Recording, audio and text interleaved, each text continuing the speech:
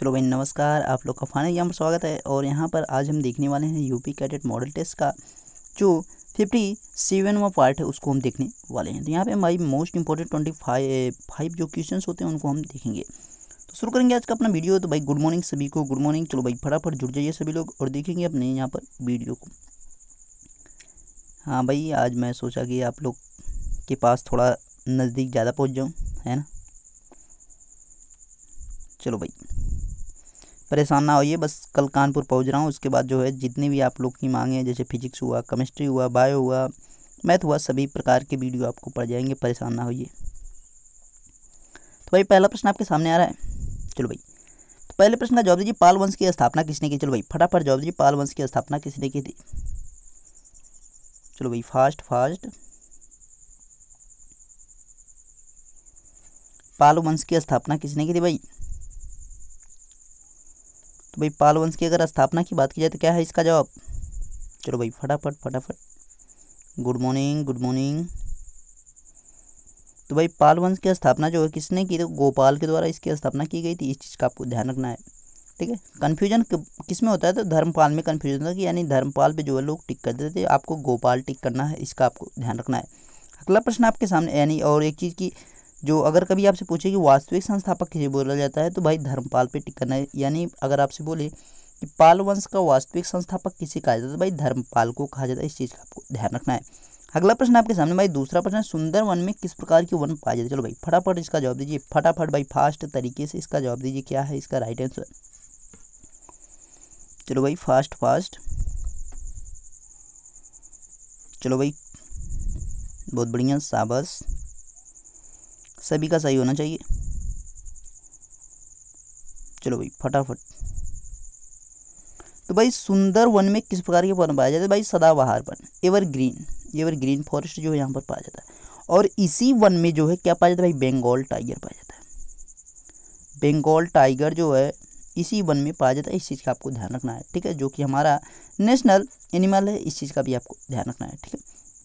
आगे प्रश्न आपके सामने भाई तीसरा प्रश्न है, हाल ही में निसर्ग तूफान से कौन सा राज्य सर्वाधिक प्रभावित रहा था। चलो भाई फटाफट जवाब दीजिए।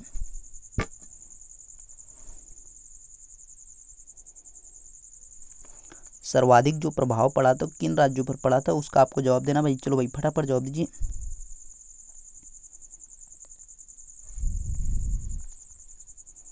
चलो भाई आप ही लोग के सामने हूँ आज, है ना।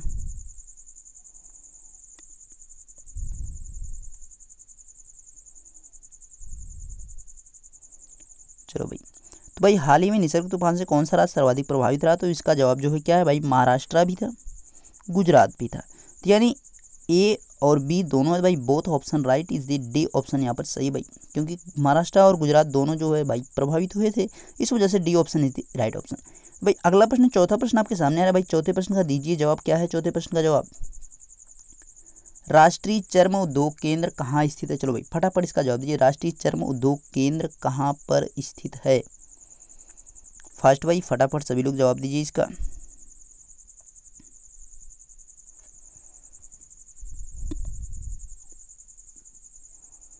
राष्ट्रीय चर्म उद्योग केंद्र, तो भाई इसकी अगर बात की जाए तो राइट आंसर क्या है भाई, चेन्नई में है। इस चीज़ का आपको ध्यान रखना है, ठीक है। और उसी की एक शाखा जो है कानपुर में बनाई गई है, लेदर फैक्ट्री जो बनाई गई है कानपुर में ही उसकी शाखा है, आगरा में उसी की शाखा है। इस चीज़ का आपको ध्यान रखना है, ठीक है। राष्ट्रीय चर्म उद्योग कहाँ पे, तो चेन्नई तमिलनाडु में पड़ता है। अगला प्रश्न आपके सामने भाई पांचवा प्रश्न, भारत छोड़ो का नारा किसने दिया। चलो भाई फटाफट जवाब दीजिए। भारत छोड़ो आंदोलन कब हुआ था, तो 1942 में हुआ था भारत छोड़ो आंदोलन।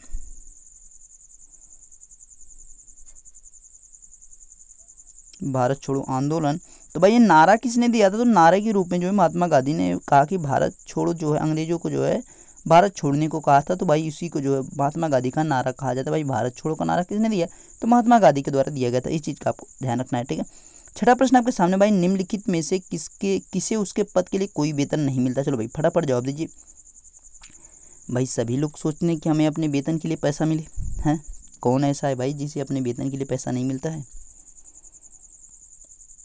चलो भाई फटाफट जवाब दीजिए।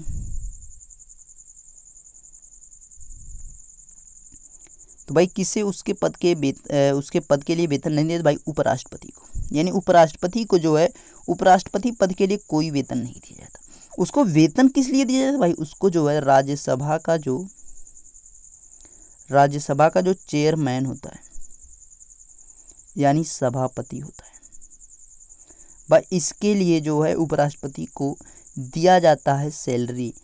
और इसके लिए यानी उपराष्ट्रपति पद के लिए उसको कोई सैलरी नहीं दिया। इस चीज़ का आपको ध्यान रखना। इस पर बहुत बार क्वेश्चन पूछा गया, तो इसलिए ये जो है काफ़ी इंपॉर्टेंट बनता है आपके एग्जाम की दृष्टि से भाई, ठीक है, इसको ध्यान रखिएगा।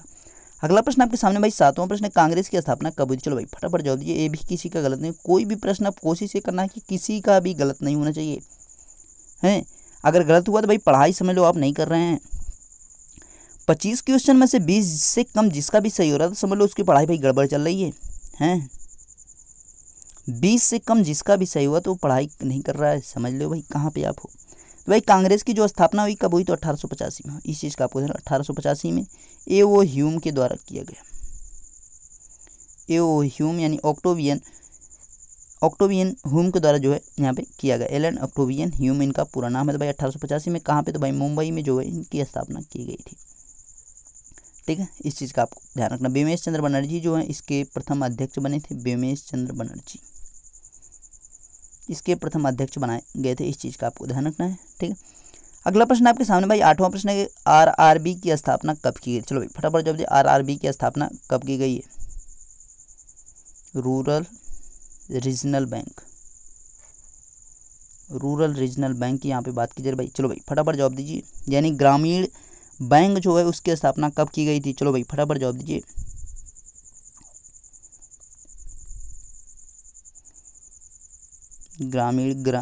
अच्छा क्या भाई? रूरल रीजनल बैंक, ग्रामीण क्षेत्रीय बैंक। तो भाई इसकी जो स्थापना की गई थी 1975 में की गई थी। इस चीज़ का आपको ध्यान, 1975 में जो इसकी स्थापना की गई थी। काफ़ी इंपॉर्टेंट है भाई, ये जो है ग्रामीण क्षेत्रों के लिए कार्यरत होती है। अगला प्रश्न आपके सामने भाई, राष्ट्रीय दाल अनुसंधान केंद्र कहाँ स्थित? चलो भाई फटाफट जवाब दिए। राष्ट्रीय दाल अनुसंधान केंद्र कहाँ पर स्थित है? फास्ट भाई।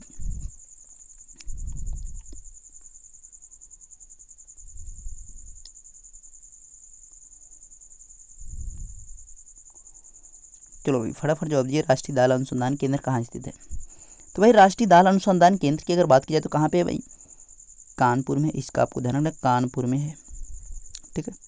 कानपुर में राष्ट्रीय दाल अनुसंधान केंद्र स्थित है। अगला प्रश्न आपके सामने भाई है, जवाब दीजिए इसका।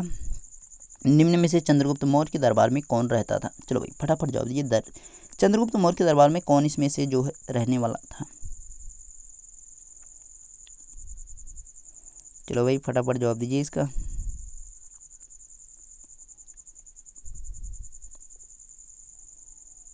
कानपुर पहुंचते ही लाइव होऊंगा मज़ेदार तरीके से, ठीक है। तो ज़्यादा क्लासेज जो है लाइव प्रकार से होंगी, जैसे कि वाइट बोर्ड पर तब क्लासेज चलेंगी, तो आपको जो है काफ़ी सारी कम समस्याएं होंगी, है ना। तो भाई निम्न में से चंद्रगुप्त मौर्य के दरबार में जो हो रहा था भाई, मेगास्थनीज रहता था। इस चीज़ का आपको मेगास्थनीज जो है किसके दरबार में रहता था? भाई चंद्रगुप्त मौर्य के दरबार में रहा करता था। अगला प्रश्न आपके सामने भाई 11वां प्रश्न क्या है? 2011 की जनगणना के अनुसार भारत की 10 की वृद्धि दर है। यानी भाई भारत की जो 10 की वृद्धि यानी 2001 से 2011 की मध्य रही, यानी 10 वर्ष में जो वृद्धि होती है, ये बीच के जो 10 वर्ष हैं, इन 10 वर्षों में जो वृद्धि हुई है उसको क्या कहते हैं? 10 की वृद्धि। इस चीज़ का आपको ध्यान रखना भाई। 10 की वृद्धि 2001 से 2011 के मध्य कितने प्रतिशत रही? तो भाई 10 साल में कितनी वृद्धि हुई, तो भाई उसी को आपको बताना है। चलो भाई फटाफट जवाब दीजिए।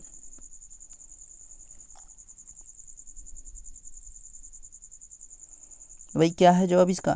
तो भाई 17.7% जो है 10 की वृद्धि दर रही है। इस चीज़ का आपको ध्यान, यानी A option is the right option, ठीक है।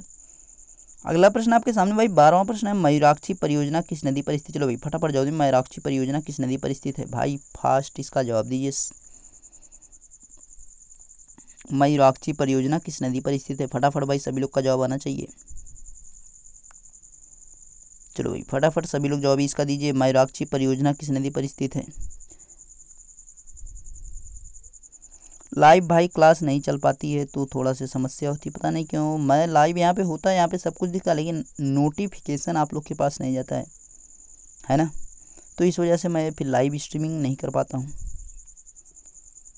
मयूराक्षी परियोजना जो है किस नदी पर स्थित है, तो इसके जवाब की अगर बात करें भाई, मयूराक्षी नदी पर ही मयूराक्षी परियोजना, इस चीज़ का आपको ध्यान रखना। मयूराक्षी नदी पर ही मयूराक्षी परियोजना है, इस चीज़ का आपको ध्यान रखना है। अगला प्रश्न आपके सामने भाई 13वां प्रश्न है, मुगल वंश का अंतिम शासक कौन था। चलो भाई फटाफट जवाब जी, मुगल वंश का अंतिम शासक कौन था। फास्ट तरीके से भाई फटाफट इसका जवाब दिए, क्या है राइट आंसर इसका।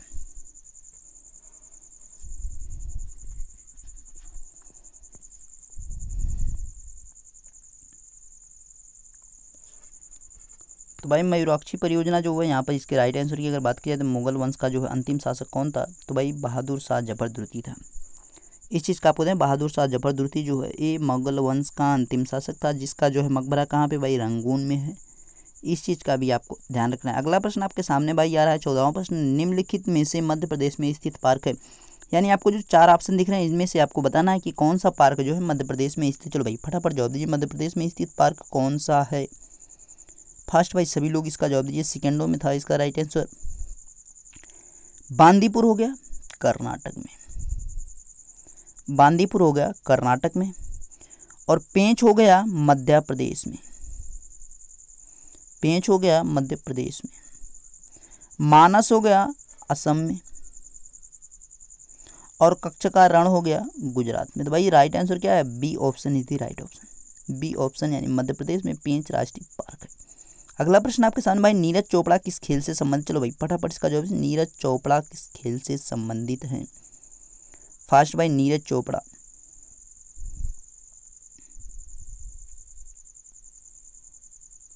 चलो भाई इन्होंने जो है गोल्ड मेडल जीता है, गोल्ड मेडल राष्ट्रमंडल खेल में जो है इन्होंने गोल्ड मेडल जीता था।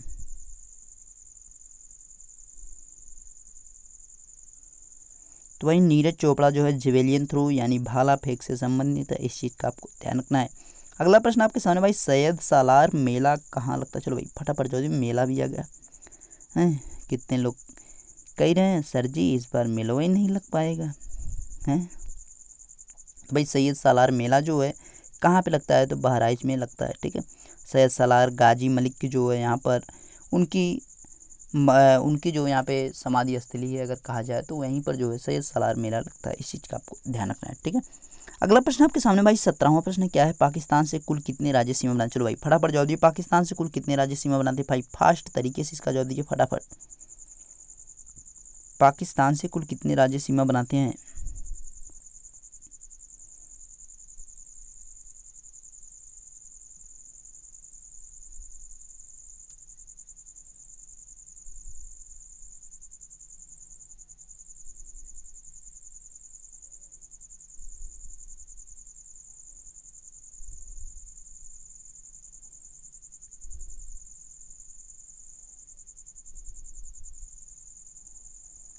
चलो भाई फटाफट जवाब दीजिए।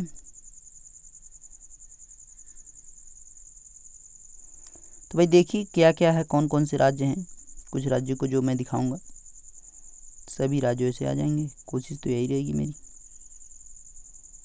ठीक है। तो भाई ऊपर जो है लद्दाख हो गया, लद्दाख एक हो गया, नीचे जम्मू कश्मीर 2 हो गया, इधर हमारा पंजाब 3 हो गया, और बीच में हमारा राजस्थान, और उसके नीचे गुजरात। तो भाई गुजरात, राजस्थान, पंजाब, जम्मू कश्मीर और लद्दाख, टोटल कितने हो गए, 5 राज्य हो गए, ठीक है। ये जो लद्दाख वाला क्षेत्र है ये जो है पहले एक राज्य हुआ करता था, जब जम्मू कश्मीर एक हुआ करता था तब टोटल 4 राज्य थे, राजस्थान गुजरात, राजस्थान, पंजाब और जम्मू कश्मीर। अब जो है जम्मू कश्मीर जो है 2 राज्य बढ़ चुका है, इस वजह जो है 5 राज्य हो जाते, 2 केंद्र शासित प्रदेश और 3 जो है हमारे पास राज्य हैं। तो टोटल राज्यों की कुल संख्या कितनी, 5 राज्य हैं। अगला प्रश्न आपके सामने भाई, संविधान सभा की अंतिम बैठक कब हुई। चलो भाई फटाफट जवाब दीजिए, संविधान सभा की जो अंतिम बैठक हुई थी वो कब हुई थी। फास्ट भाई इसका जवाब दीजिए फटाफट।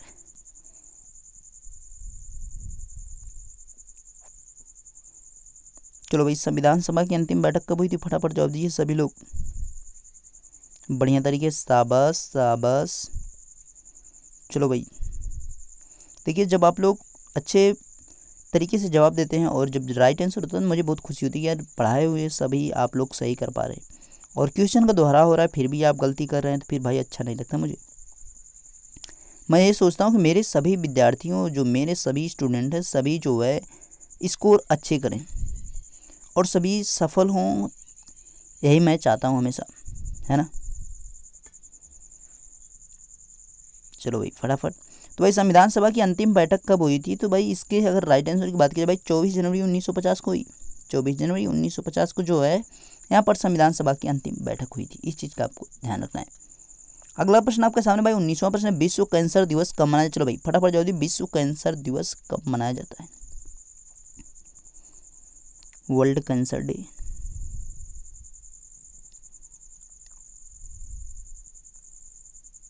चलो भाई फटाफट फटाफट फास्ट तरीके से इसका दीजिए जवाब।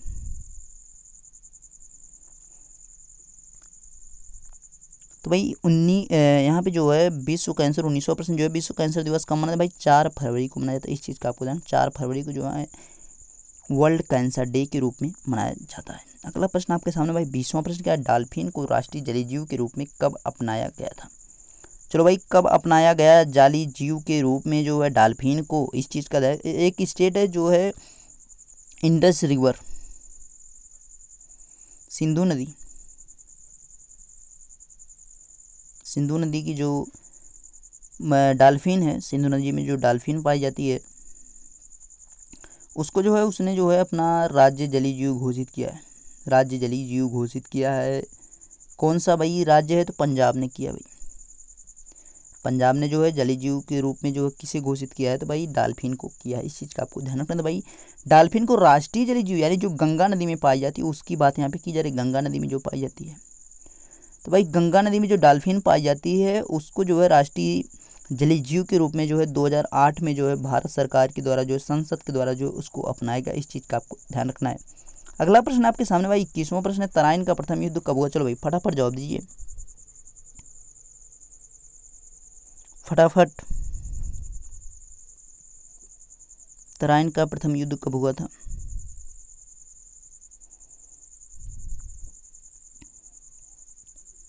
कैमरा दूसरी साइड है, कैमरे में भी देखना पड़ता है और बोर्ड पे भी देखना पड़ता है, इसीलिए तिरछे ताकना पड़ता है। तराइन का प्रथम युद्ध कब हुआ था? तो भाई तराइन का जो प्रथम युद्ध हुआ था भाई वो कब हुआ था? तो 1991 में। ओहो, 1991, 92, 93 लिखा गया है। ये तो पूरा डेट ही गड़बड़ हो गई यार, हैं? ये तो पूरा डेट ही गड़बड़ हो गई है। 1991 में कहाँ हुआ था? डेट बताइए फटाफट सभी लोग। चलो भाई फटाफट सभी लोग डेट बताइए, क्या है डेट इसकी?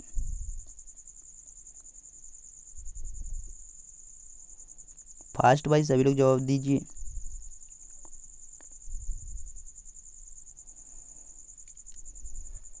1291, 1391, 1491, 1591। इसमें से कौन सा है राइट? इसका आप लोग को जवाब देना और इसका जवाब मैं कल दूंगा, क्योंकि आप लोग जो है लापरवाही काफ़ी कर रहे हैं। ऑप्शन में तो गड़बड़ी हुई थी, लेकिन आपको इसमें से चूज करना है या तो कोई और ऑप्शन है उसको आपको बताना है, ठीक है। चलो भाई इसका जवाब कल ही मिलेगा, आज नहीं मिलेगा। अगला प्रश्न आपके सामने भाई ये, कौन सा राज्य पाकिस्तान से सीमा नहीं बना? चलो भाई फटाफट जवाब दिए, कौन सा राज्य पाकिस्तान से सीमा नहीं बना? मैंने एक बार इस चीज़ को बता दिया है, अब दोबारा आपको यही बताना है। अगर इस बार इसका गलत हुआ तो फिर जान लो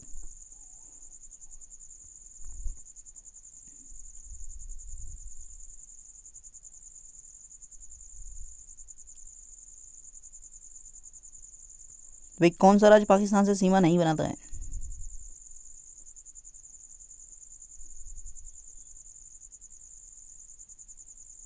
कौन सा राज्य पाकिस्तान से सीमा नहीं बनाता है? तो भाई यहाँ पर देखिए गुजरात भी बनाता है, महाराष्ट्र नहीं बनाता है, पंजाब भी बनाता है, राजस्थान भी बनाता है, यानी B option is the right option. अगला प्रश्न, अच्छा 21वां बता दिया जाए, क्यों भाई हैं आप लोग क्या करेंगे? 23वां प्रश्न, चाणक्य रचित अर्थशास्त्र किससे संबंधित है? चलो भाई फटाफट जो भी चाणक्य रचित अर्थशास्त्र किससे संबंधित? चलो भाई फटाफट जवाब दीजिए इसका। चलो भाई अच्छा पिछले प्रश्न को देख लेते हैं। तो भाई यहाँ पे जो ऑप्शन थे, देखिए आपको जो ऑप्शन दिए गए हैं 1291, 1391, 1491, 1500, इसमें भी नहीं है क्योंकि जो डेट थी एग्जैक्ट वो 1191 है। ठीक है, तो भाई 1191 में जो है तराइन का प्रथम युद्ध हुआ किसके किसके मध्य में? तो भाई मोहम्मद गौरी और पृथ्वीराज चौहान। ठीक है, पृथ्वीराज चौहान के मध्य, तो मोहम्मद गौरी और पृथ्वीराज चौहान के मध्य ये प्रथम युद्ध हुआ, जिसमें जो है पृथ्वीराज चौहान जो है ये विजेता हुए थे। इस चीज़ का आपको ध्यान रखना, पृथ्वीराज चौहान जो है 1191 जो तराइन का प्रथम युद्ध उसको जीते थे। और 1192 में जब द्वितीय युद्ध हुआ, तराइन का द्वितीय युद्ध जो हुआ, तो उसको जो है मोहम्मद गौरी ने जीता था। मोहम्मद गौरी ने जो है तराइन का द्वितीय युद्ध जीता था। इस चीज़ का आपको ध्यान रखना है। उसके बाद 1194 में एक और युद्ध था जिसको चंदावर का युद्ध कहा जाता है, चंदावर का युद्ध जिसको कहा जाता है। इस चीज़ का आपको ध्यान रखना है, जिसमें मोहम्मद गौरी और जयचंद के मध्य युद्ध हुआ था। तो आपको याद रहना चाहिए भाई तराइन का प्रथम युद्ध कब हुआ था? तो 1191 में। तराइन का द्वितीय युद्ध कब हुआ? तो 1192 में। और चंदावर का युद्ध कब हुआ? तो 1194 में। तराइन का प्रथम युद्ध मोहम्मद गौरी और पृथ्वीराज चौहान विजेता हुए। 1192 में मोहम्मद गौरी और पृथ्वीराज चौहान हारे, मोहम्मद गौरी विजेता हुए। 1194 में चंदावर का युद्ध जो हुआ, मोहम्मद गौरी और जयचंद के युद्ध, जयचंद हारे, मोहम्मद गौरी जीत गए। चलो भाई अगला प्रश्न अब देखेंगे। 23वां प्रश्न जो था, चाणक्य रचित अर्थशास्त्र किससे संबंधित? चलो भाई फटाफट जवाब दीजिए, चाणक्य रचित अर्थशास्त्र किससे संबंधित है? चलो भाई फटाफट जवाब दीजिए, चाणक्य रचित अर्थशास्त्र किससे संबंधित है?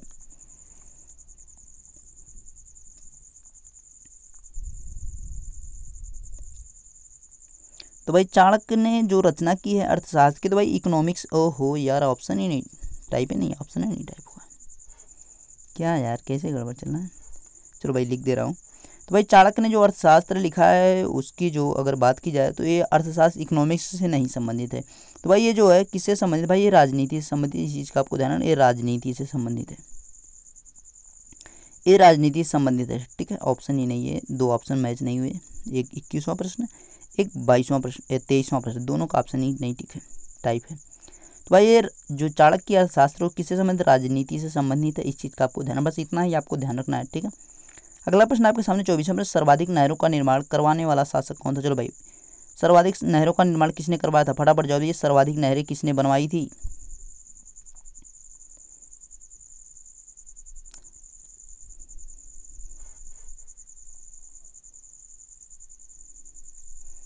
तो भाई गयासुद्दीन तुगलक ने जो है नहरों का निर्माण शुरू करवाया, इसने जो है नहरें बनाना शुरू की। अब अगर आपसे पूछे कि सबसे पहले नहरों का निर्माण कराने वाला शासक कौन था, जी जो मुगल काल में आपसे दिल्ली सल्तनत में पूछेगा तो आपका जवाब क्या रहेगा भाई? गयासुद्दीन तुगलक। गयासुद्दीन तुगलक ने जो है सबसे पहले जो है नहरों का निर्माण कराना शुरू किया, लेकिन नहरों का जो जाल बिछा दिया यानी सर्वाधिक जो नहरें बनवाई किसने? भाई फिरोज शाह तुगलक ने बनवाई।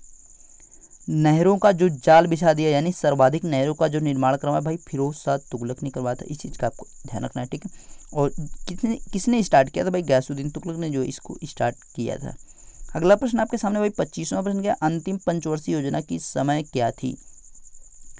यानी जो अंतिम पंचवर्षीय योजना थी उसका क्या समय सीमा बताई गई है?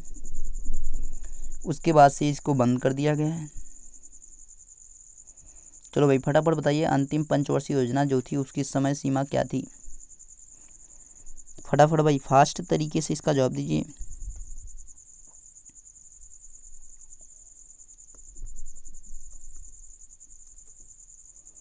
तो भाई अंतिम पंचवर्षीय योजना की अगर बात की जाए तो इसके जो राइट आंसर क्या है?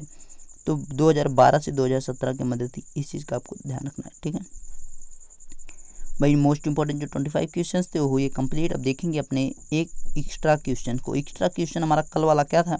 बांग्लादेश की मुद्रा है। तो भाई बांग्लादेश की मुद्रा क्या? भाई फटाफट जवाब दीजिए, बांग्लादेश की मुद्रा क्या है? मैंने कैपिटल और करेंसी की वीडियो के लिए कहा था आप लोगों ने, उस पर जो कमेंट किसी का भाई नहीं आया है, तो भाई मैं जो है अभी वीडियो नहीं लेकर आऊँगा जब तक आप लोग का कमेंट नहीं आएगा।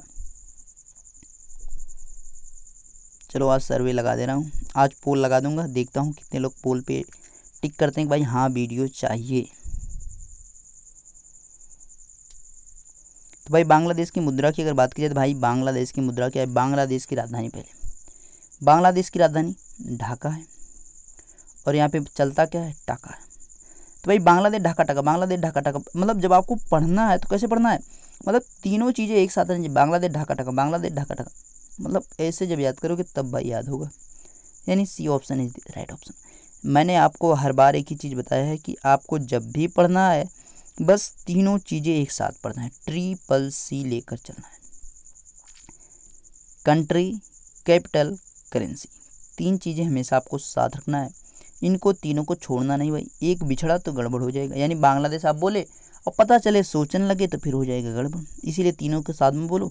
अबे कोई यार मतलब ना रहे, कोई काम ना रहे तो भी यार बोल लो ना।